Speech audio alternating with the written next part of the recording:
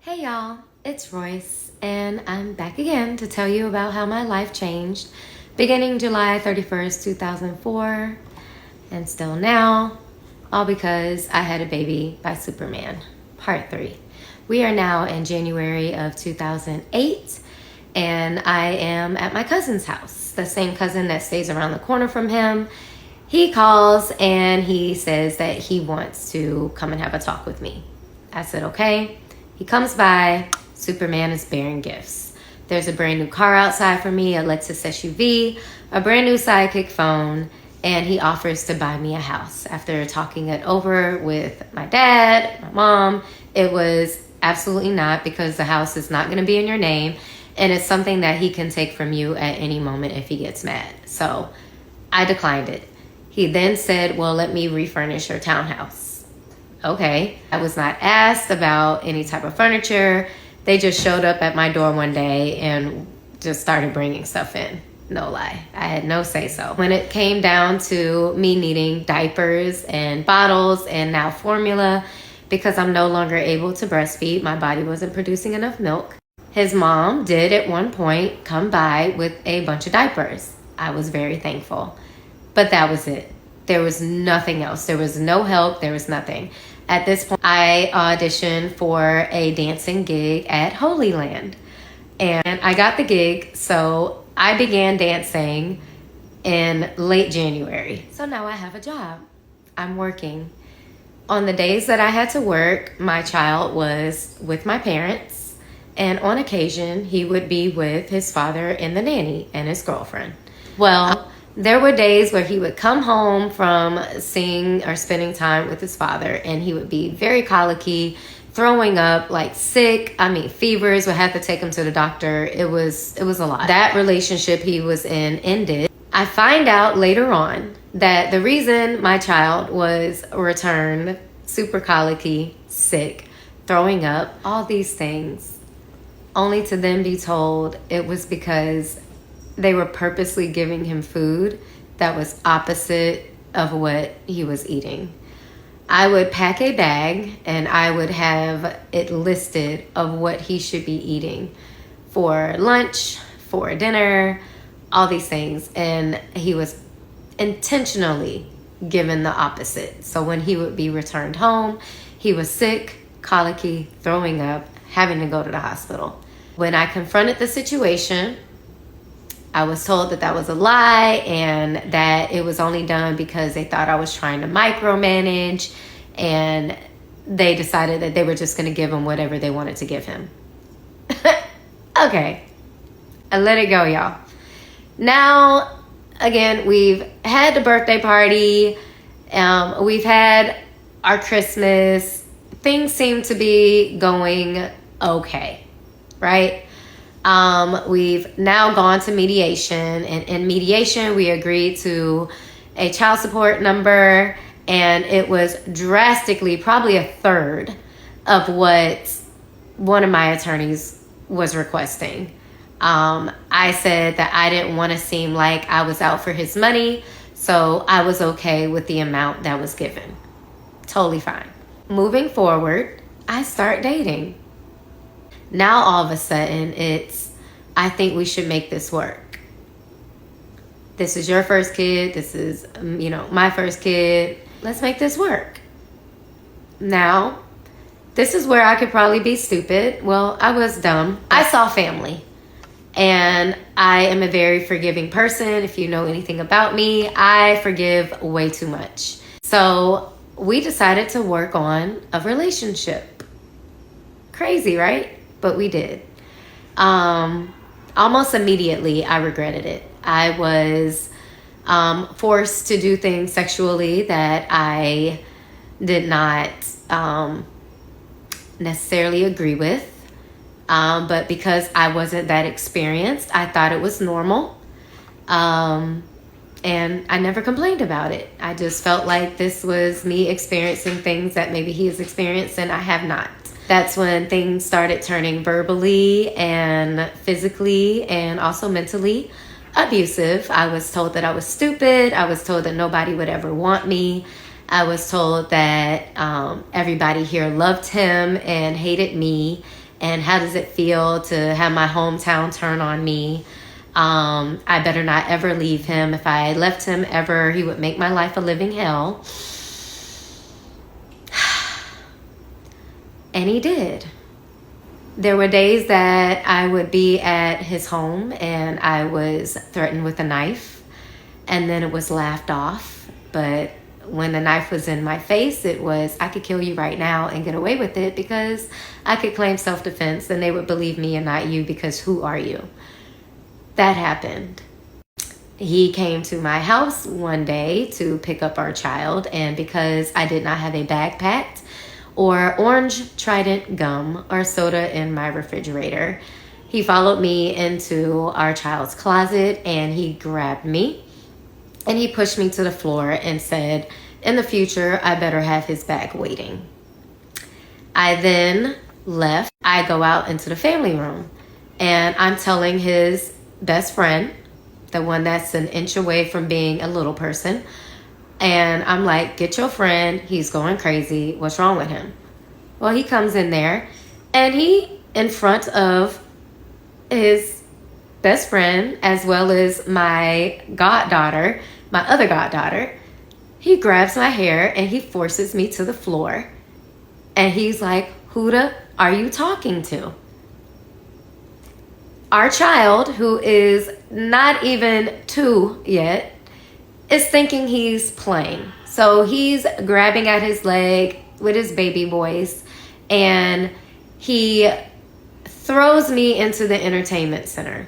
When he threw me into the entertainment center, it broke the door. So I was flung into the one on the right, and our son, who was grabbing him and like thinking he was playing, he then flung him into the other door. I do not think that was intentional. I don't think he knew his own strength, but that's what he did. And it did break that door as well.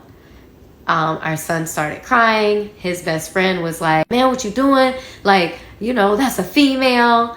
And he's just not caring. That's when I realized, like, oh my God, I'm in a relationship that I swore I would never be in. Now, moving on, the day that I really wanted to leave was a day where I did not want to have relations with him. And he then forced me to give him fellatio. I know you're wondering, how does someone force you into doing that? When you are dealing with someone that is that big and you are that small and you're terrified of them and they have gotten away with so much and doing so many things, and you're still the one made out to be crazy and bitter, you're probably willing to do just about anything just to get through it. And that's where I was. After that, another nanny came into the picture. I knew this nanny was not okay. When she would drop our child off, he would sit in the doorway and he was hitting himself. Or he would be in the bathtub and he would be playing with himself in a really weird way that just didn't seem right. Of course, he was little, so he couldn't really vocalize things. But yeah, I could tell something wasn't right. There was the day where I invited her inside and I sat her down and I said, I just need to talk to you. And I said, have you ever put your hands on my son? And she swore up and down no. And I said, well, why is he sitting in a doorway hitting himself or playing with himself in a bathtub? And she was like, oh my God, I don't know. Why would you even ask me something like that? I said, because I want to know. She swore up and down that she had never put her hands on my son in an inappropriate way or even as a disciplinarian. I said, okay. And I said, but if I find out that you have ever put your hands on my son, we're going to have a problem. She asked me if that was a threat. I said, no, it's not a threat. It's a promise. She then went back and told them that I threatened her. And I told them the same thing, that I didn't threaten her, that I made a promise. And that's when things started getting hidden from me about what was going on at that house with my child. But I found out anyway. This is also around the time that Basketball Wives was coming to fruition. Hey y'all, It's Royce, and I'm here to tell you how my life changed beginning July 31st, 2004, up until even now, all because I had a baby by Superman, part 4. So I need to go back through 2009 a little bit more in depth because that's where a lot of your questions are. So the first part of 2009, I'll say the first quarter, I am confiding in Shawnee. I'm talking to her about pretty much everything I'm going through. She was one of the first people I told that I was pregnant, so I really thought I had a friend. When it came down to me telling her that Superman had reached out about trying to work things out, it was do what you feel is best for you and your son, follow your heart, don't listen to what people have to say, nothing biased. So I decide to work things out. As we're working things out, there are also conversations about a reality show. When I discussed it with him, he was all for it. He wanted to do it. He was excited about it. I told Shawnee, and easy sell. So during this time, we are working on our relationship. We are out in public. I mean, I'm going to the games. Our son is wearing his jersey. We had a Magic Dancer reunion. It was just a lot going on. I am buying a house. I am shooting a sizzle reel in Miami for the show. And that's when the verbal assault started. But I took my ass to LA and I went and I pitched that show to all those different networks. And I talked about how great of a relationship I was in. And I just knew I got it sold. I get back home and I find out that I have been cheated on with several women. All that I kept thinking in my head was, this man does not like to use condoms. I went off. I went to the clinic, I got tested, and I went off on Twitter. I mean, woo! I was letting his ass have it, y'all. Of course, he got pissed off, and we, broke up. And then a couple days later is when he comes by the house and he's supposed to be picking up our son. He's mad because I would usually have a backpack and some of his favorite snacks at my house, but we're not together, so why the fuck would I have that? But anyway, obviously he's in a bad mood, so I'm just trying to ignore his attitude. He's yelling in the house like, oh, I'm ready to go, and where's his bag? And I'm like, it's in the closet. He goes to the closet, and I'm asking him, like, yo, you good? Like, you okay? Because you acting real strange. He turns around and proceeds to tell me how stupid and useless I am, how I'm worth nothing, how nobody will ever want me, no man is ever going to want to be with me, how I'm the best that he could ever get, I'll be back, all these things. That's when I go into the family room, and I tell his friend, like, yo, get your friend. He acting crazy. Like, what's wrong with him? And he comes out. That's when he grabs my hair, flings me into the entertainment center. Same thing with our son. I told this story in part 3. I don't really want to have to rehash it. But before they left, obviously his friend is saying, hey, man, stop. That's a female. But he's still screaming and calling me every name besides the one I was given. They then pick up our son and they leave. I'm now left to have this conversation about what just happened with my goddaughter. After that, I then had to pick up our son from his house. And I'm sorry, y'all. I do not know why I laugh or smile when I'm telling my trauma. I don't know. I'm so sorry. I know it looks weird. I know it looks crazy. I don't know if it's a coping mechanism. I don't know. I'm sorry. I'm trying. I don't know why I do that. But they leave with our son, and like I said, I have to now go and pick him up from his house after this visitation, and I'm in his room, and that's when the knife situation happened. It should also be noted that prior to me going to pick up our son, we had a few conversations, and I forgave him again. So I get to the house, and he asked me to come into his room. I go, he closes the door, and he pulls a knife out on me. He says, I could really kill you right now and claim self-defense, and they would believe me because everyone loves me here, and they hate you. To attempt to rewrite history is crazy because those of you who were at the house that day know exactly what happened. But maybe that hypnotism did work. So he comes over to the house about a week or so later, and we're hanging out with our son, watching a movie in the family room. Remember, we're trying to work things out. And I go to the bathroom. When I come out the bathroom, he's in the bedroom. He wants to have sex. I say, no, my cycle is on. He says he wants head. And I say, no, our son is right there in the other room. He proceeds to get up. He shuts the door. He comes over to me and he pushes me down to the floor like he did before. And he proceeds to ram his waist into my face. If you can imagine what that feels like, think about someone punching you in your nose at 6'11", 200 pounds, and their pants are still on. Think about that happening over and over and over again to you. You're now in tears. Your son is in the next room. You've already basically been told that you're hated by your hometown, so call the police on Superman? Clark Kent? Baby Jesus of Orlando? No, you can't do that. Okay, so that situation happened, and that is what ultimately led me to leave the relationship. Not soon after that, the show got picked up. And that's when contracts started going around and our attorneys started speaking with each other. And because I was still signed on to do the show and he was not, they were concerned about what I was going to say on the show. So they were like, well, we just want to make sure that she doesn't say anything bad about him because of his career.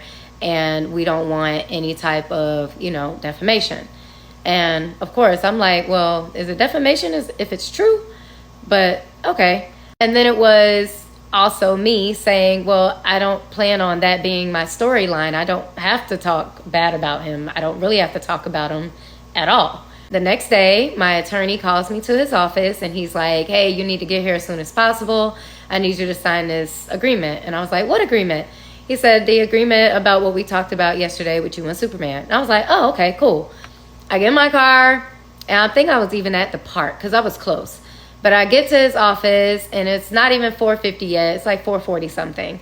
And he's like, sign this agreement.